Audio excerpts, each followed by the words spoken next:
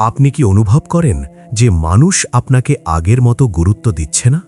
আপনার উপস্থিতি কি কারো কাছে এখন অবহেলার কারণ?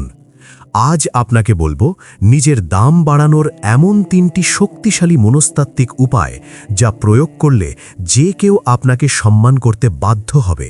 ভিডিওটি শেষ পর্যন্ত দেখুন, কারণ ৩ নম্বর পয়েন্টটি আপনার জীবন বদলে দিতে পারে। ১. সবসময় সবার জন্যে সহজলভ্য বা অ্যাভেলেবল হবেন না। আপনি যখনই কারো ডাকে এক পায়ে দাঁড়িয়ে থাকেন, তখন আপনার সময়ের দাম কমে যায়। মানুষ সেই জিনিসেরই কদর করে যা পাওয়া কঠিন। তাই নিজের কাজে ব্যস্ত থাকুন এবং মাঝে মাঝে না বলতে শিখুন। ২.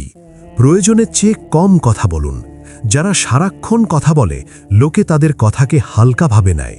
কিন্তু আপনি যখন কম কথা বলেন এবং সঠিক সময়ে সঠিক কথাটি বলেন, তখন আপনার প্রতিটি শব্দের ওজন বেড়ে যায়। আপনার নীরবতা মানুষকে আপনার ব্যক্তিত্ব নিয়ে ভাবতে বাধ্য করবে। ৩. নিজের আবেগকে নিয়ন্ত্রণ করতে শিখুন।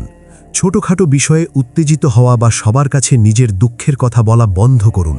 আপনি যত বেশি শান্ত এবং গম্ভীর থাকবেন, মানুষ আপনাকে তত বেশি রহস্যময় এবং শক্তিশালী মনে করবে। মনে রাখবেন, আপনার ব্যক্তিত্বই ঠিক করে দেবে মানুষ আপনাকে কতটা সম্মান করবে। আপনি কি আজ থেকেই নিজের দাম বাড়াতে এই নিয়মগুলো মেনে চলবেন? যদি আপনি নিজেকে মূল্যবান মনে করেন, তাহলে কমেন্টে এক্ষুনি লিখুন, আই অ্যাম ভ্যালুয়েবল। আর নিজেকে আরও শক্তিশালী করে গড়ে তুলতে আমাদের চ্যানেলটি এক্ষুনি সাবস্ক্রাইব করে রাখুন। মনে রাখবেন, সম্মান চেয়ে পাওয়া যায় না, অর্জন করতে হয়।